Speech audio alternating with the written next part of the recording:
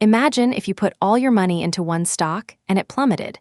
Could diversification save you from a massive loss? Find out now. In 2022, GameStop stock went wild, but not every ride ends well for everyone. Let's debunk the myth that putting all your eggs in one basket is ever smart. Consider this analogy. Imagine you're running a farm.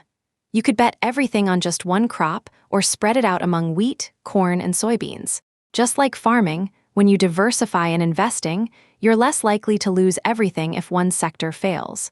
But how much difference does it really make? Let's say a hypothetical investor put $100,000 into GameStop in 2022 at its peak.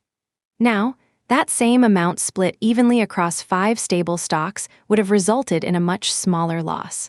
In real numbers, that's the difference between potentially losing most of your investment or maintaining a more balanced portfolio with limited risk. So remember, diversification isn't just about spreading your money around, it's about building a safer financial future for yourself by not betting everything on one stock. Remember, this video is educational and general advice.